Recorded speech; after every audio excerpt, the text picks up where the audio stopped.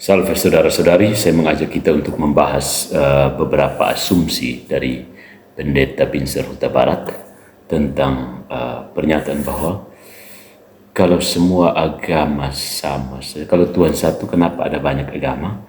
Dan kita tahu seperti biasa, Pendeta BH, kita sebut saja BH, menggunakannya untuk menyampaikan, mengendorse ajaran relativisme yang dianutnya selama ini, bukan? Nah, kita beri judul video ini sebagai analisis asumsi dan kesalahan BH ya dalam menganjurkan relativisme beragama. Jadi si BH di dalam videonya terdapat beberapa asumsi dan kesalahan logis serta filosofis yang bisa dianalisis dari perspektif apologi Katolik. Nah, beberapa asumsi utama yang perlu dikritisi beserta kesalahan yang terkait itu adalah sebagai berikut ya.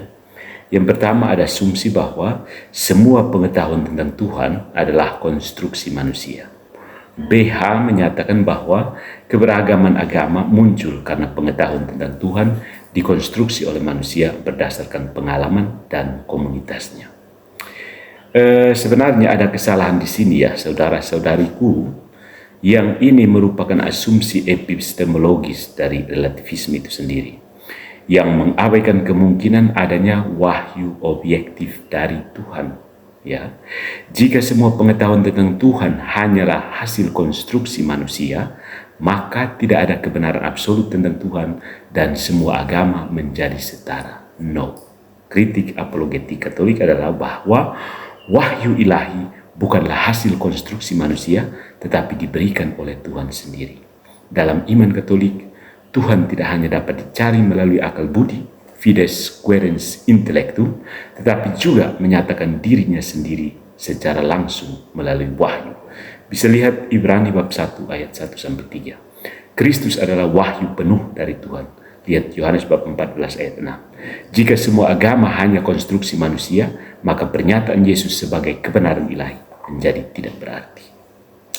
Yang kedua adalah asumsi tidak ada doktrin atau dogma yang absolut. BH menyatakan bahwa tidak ada doktrin atau dogma yang absolut karena semua merupakan hasil pemahaman manusia yang berkembang. Kita bisa menunjukkan kesalahannya bahwa ini adalah relativisme agama yang bertentangan dengan ajaran Gereja Katolik. Jika tidak ada dogma yang absolut, maka bahkan pernyataan bahwa tidak ada yang absolut juga menjadi tidak konsisten atau self-refuting. Sebagai kritik apologet, ada kebenaran absolut dalam wahyu Tuhan, terutama dalam Kristus. Dogma adalah formulasi kebenaran wahyu Tuhan yang dinyatakan secara definitif oleh gereja, bukan sekedar kesimpulan manusia. Ya. Santo Yohanes Paulus II dalam Fides et Ratio menegaskan bahwa kebenaran Tuhan bukan hasil relativisme, tetapi wahyu yang nyata dan objektif. Asumsi yang ketiga adalah agama adalah sumber kekerasan dan pemaksaan. BH mengkritik bagaimana agama seringkali tampil dengan wajah kekerasan dan pemaksaan di dalam sejarah. Kesalahan dari BH ini adalah kesalahan generalisasi, karena tidak semua agama atau institusi keagamaan bertindak demikian. Kekerasan atas nama agama seringkali lebih berkaitan dengan politik dan kekuasaan daripada ajaran agama itu sendiri. Nah, kritik apologetisnya adalah bahwa Kristus sendiri menolak penyebaran iman dengan kekerasan. Lihat Matius bab 26 ayat 52. Sarungkan pedangmu, kembali ke tempatnya. Sebab barang siapa menggunakan pedang akan binasa oleh pedang. Gereja Katolik mengakui bahwa ada penyimpangan sejarah oleh beberapa pihak, tetapi kesalahan manusia tidak bisa dijadikan dasar untuk menolak agama itu sendiri. Santo Yohanes Paulus II dalam Konsili Vatikan II menegaskan kebebasan beragama dan menolak pemaksaan dalam iman. Nah, asumsi yang keempat adalah bahwa agama dan ilmu pengetahuan tidak bisa berdampingan. BH menyatakan bahwa agama seringkali menolak sains dan bahwa agama seharusnya tidak menilai segala sesuatunya. Kesalahannya adalah ini merupakan dikotomi palsu atau false dikotomi antara agama dan ilmu pengetahuan, seolah-olah keduanya bertentangan. Gereja Katolik justru memiliki sejarah panjang dalam mendukung ilmu pengetahuan. Ya. Nah, kritik apologetisnya adalah bahwa iman dan akal budi tidak bertentangan. Lihat misalnya Fides et Ratio. Ya. Banyak ilmuwan besar adalah orang Katolik, seperti Georges Lemaitre dengan teori Big Bang, Gregor Mendel, bapak genetika, dan Galileo Galilei, seorang astronom Katolik. Ya, sains menjelaskan dunia fisik, tetapi agama menjelaskan tujuan akhir dan makna kehidupan. Ya, jadi dua-duanya kompatibel. Asumsi yang kelima adalah semua agama sama benarnya. BH berpendapat bahwa karena Tuhan hanya satu, semua agama harus dipandang sebagai jalur yang sama menuju Tuhan. Ya, kesalahannya adalah kesalahan kategori mistake, karena menyamakan semua agama tanpa mempertimbangkan perbedaan mendasar dalam ajaran-ajaran mereka. Tidak semua agama mengajarkan konsep Tuhan yang sama. Ya, Islam menolak Tritunggal, Hindu memiliki banyak dewa, Buddhisme tidak selalu mengakui keberadaan Tuhan yang pribadi. Ya, jadi kritik apologetisnya adalah bahwa Kristus menyatakan dirinya sebagai satu-satunya jalan menuju Bapa. Yohanes bab 14 ayat 6. Jika semua agama sama benarnya, maka tidak ada alasan bagi Kristus untuk datang ke dunia dan wafat bagi manusia. Gereja mengakui unsur kebenaran dalam agama lain, yaitu dalam Nostra Aetate dalam Konsili Vatikan II, tetapi hanya dalam Kristus ada kepenuhan kebenaran.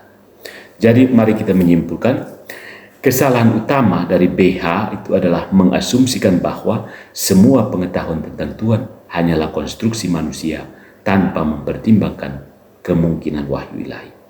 Yang kedua itu menolak keberadaan dogma atau kebenaran absolut, padahal menegaskan relativisme agama juga merupakan klaim absolut.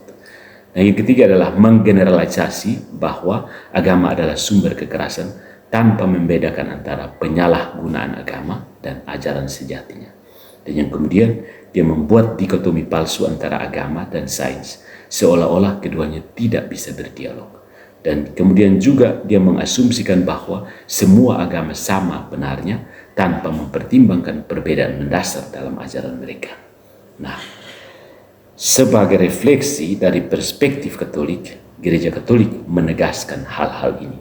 Yang pertama, Tuhan tidak hanya dikonstruksi oleh manusia, tetapi Dia telah menyatakan dirinya dalam wahyu, terutama dalam Kristus. Poin kedua, ada kebenaran absolut yang dapat diketahui melalui wahyu ilahi dan akal budi. Poin ketiga, agama tidak identik dengan kekerasan. Penyimpangan dalam sejarah tidak membatalkan kebenaran iman. Poin yang keempat, sains dan iman tidak bertentangan, tetapi saling melengkapi dalam memahami realitas. Kemudian poin berikutnya, semua agama memiliki unsur kebenaran, tetapi kepenuhan wahyu hanya ada dalam Kristus dan gerejanya.